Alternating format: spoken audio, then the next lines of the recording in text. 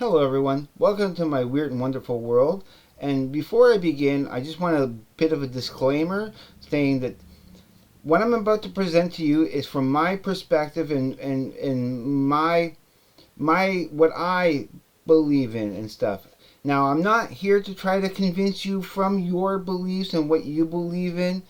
This is just my point of view of how I feel about these subjects and the things that help me along my journey as a human being and my spiritual path.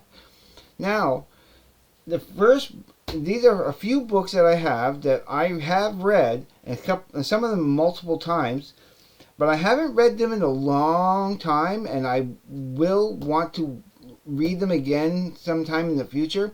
I've just been so busy with work and going out and doing this and all this kind of stuff that I haven't had a chance to really look at these in such a long time.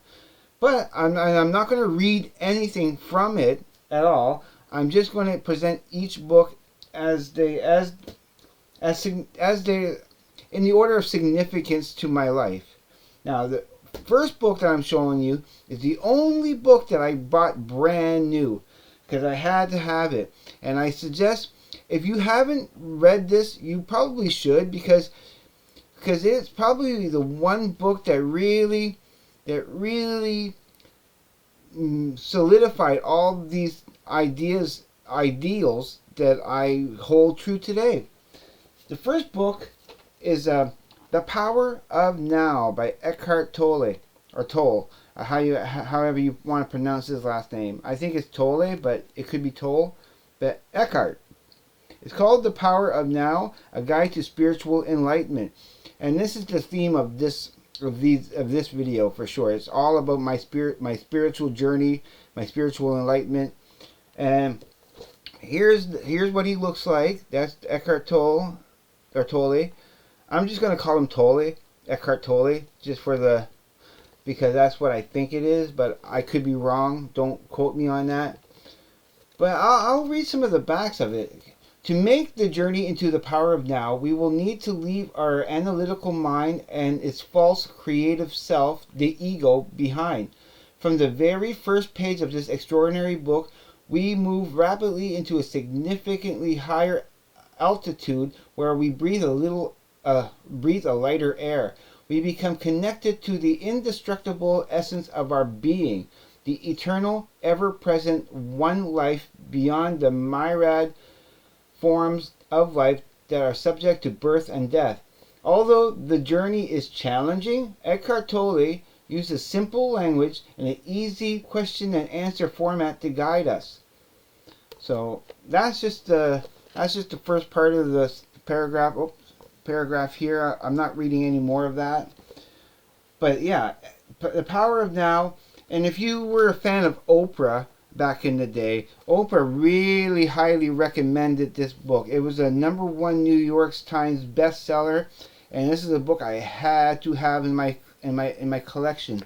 And yes, I've read this maybe 3 times in my life. There is connection to a book called A Course in Miracles, which I don't have, and I wish I had that book because it's pretty special too. Now, and this is a reason why I love Tool so much, because Tool and their teachings, in their lyrics and stuff, kind of brought me to the understanding of wanting to learn more about my spiritual being, the essence of who we really are inside, and the beauty of all humanity wherever you may be. So that's the first book I want to show you. And of course, you can't have Eckhart Tolle without having A New Earth, Awakening to Your Life's Purpose. Again, a #1 New York Times best-selling author of Power of Now. And there he is in the back cover. And what this book is about is, with his best-selling spiritual guide, The Power of Now, Eckhart Tolle inspired millions of readers to discover the freedom and joy of a life lived in the now. In A New Earth, Tolle expands on these powerful ideas to show how transcending our ego-based state of consciousness is not only essential to personal happiness, but also the key to ending conflict and suffering throughout the world. Tolle describes how our attachment to the ego creates the dysfunction that leads to anger, jealousy, and unhappiness, and shows readers how to awaken to a new state of consciousness and follow the path to a truly fulfilling existence. Now, why wouldn't a person want that in their life? To try to be happier, to be more fulfilled, and to get rid of all these low, dense, negative energies that we like to cling to. I want to be a better human being. I want to be the best that I can be. And it's not always easy. We're dealing with forces against our control sometimes that is designed and I will get to that in a future video about what the media and how certain outlets out there are conspiring to keep us away from our spiritual awakening. So these are the first two books I wanted to present that I have, and all the rest of these books, including this one, I bought secondhand. Now this next book it's a 2-for deal, and this is a work of fiction, but still pretty much falls in line with the books I've already showed you. And the first one here is called The Celestian Prophecy by James Redfield. And so yeah, whoever had it before kind of had a cigarette burn on there. It's kind of, I don't like it, but whatever. It's still a great book, and nothing in there is damaged, of course. And of course, you can't have that without having the 10th Insight, which is the second part of this book. So I mean, through the book they go through they find a manuscript and or some sort of manifesto or whatever, and they go on a journey to find the Celestian Prophecy, and they get to number 9, and this completes the chapter for it. And this was a self-published book, probably the most popular and the best-selling self-published book in history. So if you ever seen the movie 23 with Jim Carrey, and they actually talk about this book in that movie a little bit. I thought it was interesting. This is something I need to read again very soon, especially this one. Well, both of them, truth be told. So I think they're great books. Again, it's work of fiction, but it's from a point of view of spirituality, and it helps. It will help one reconnect with their true essence of being. There's happiness in these books in many ways. Now, this next book, I actually had found it in I think it was a yard sale or something, and it's actually the author, which is Paul Bro. He's actually, Paul was born in St. John, New Brunswick, Canada. So he's from the same province that I live in right now. And it's called, you saw it in the thumbnail, it's called Your Enlightened Soul. And this is an interesting book. The things I learned from this book, I haven't really read the whole thing, but I have read chapters of it, and I mostly use it as a reference book and a guide most often. This is the last one I kind of looked at like within the last couple of years. I go through this every now and then. Especially there is one chapter. Now it's divided into 3 parts. You get part 1, which is kind of the guide, the chapters of the book. Then you have part 2, which is poetic verses. These are poems that kind of go with the tarot cards. Each poem goes like specifically to a specific tarot cards. And then there's also the short stories, a third part that has short stories, and each one of those also is connected to tarot cards. And so there's illustrations in that. So the first part is called Altering Consciousness. And then there's Astral Achievement, Mysteries of the Tarot, and Following the Footsteps and Followers, the Imprint of a Master. And yeah, it actually talks about Aleister Crowley here in a little here and there, not as a Satanist, but as a someone who was contacting ideals of spirituality and stuff. There's pictures in here too. But this is actually one of my favorite chapters and something I tried to, and it works. If you do it right, it works. It's called Visualization for Material Success. Is to do with, if you can, the more vividly you can imagine wanting something and having something in your life, the more you're drawing those energies to get that item that you really want. And it gives you a couple of examples that you should do. That if you want a certain car, it doesn't have to be great. Say, like, for example, I will have this car this summer, or I will own a house this year. That you're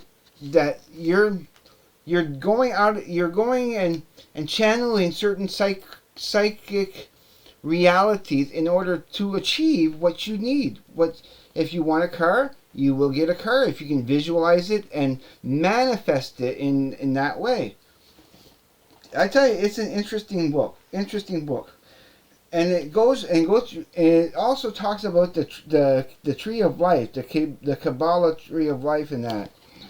So tree of life, and there's different there's different parts of it that it goes in details describing all. Let's get that a little bit better there. As you can see, yeah, it really goes into detail about all of that. There's even a few color.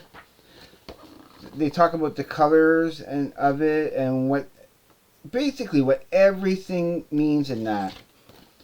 It's an interesting book. It's one of those books that I need to read again. And this is another chapter I need to read again. It's called Secrets of Power, and you can see how it's dealing with the chakras and how they're connected and everything, and the meaning behind it. And yeah, it's something I really need to go through again. Show you a couple of the pictures there. And House of Your Soul is another chapter. It's an interesting book.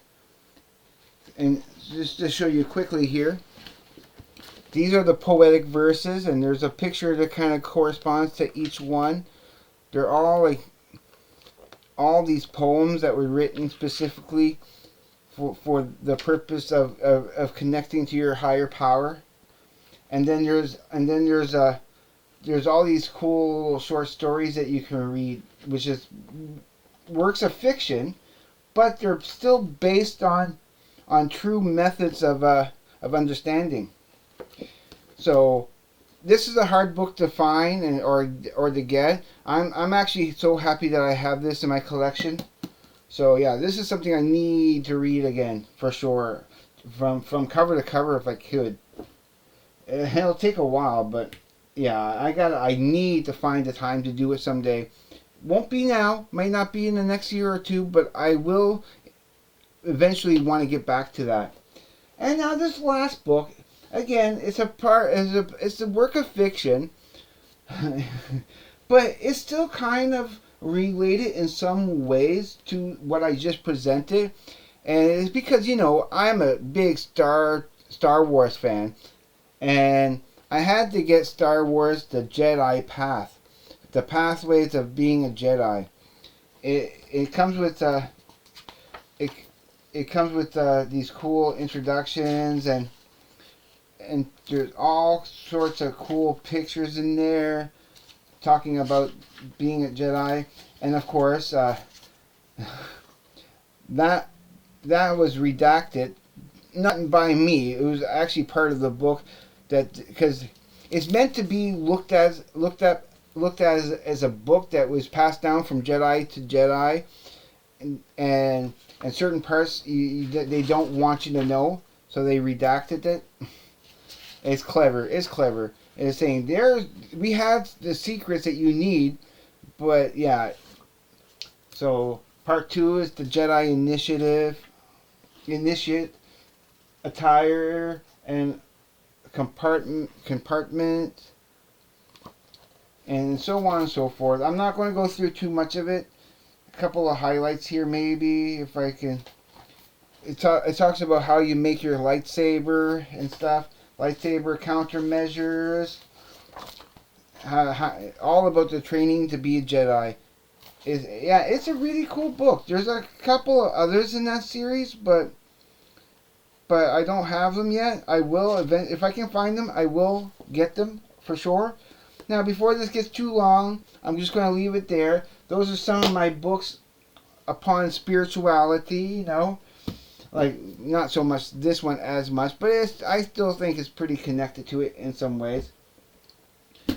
I got so much fulfillment out of these books that's why I had to make this video for you guys, just to show you that I do seriously look into trying to be a better human being, to not be angry and greedy and selfish, and to embrace all life wherever it may be. So again, as always, I'm going to leave it here. Please be safe. Take care. I will see you on the flip side. And please have a great day, evening, night, wherever you may be. Peace, everyone. And may the Force be with you.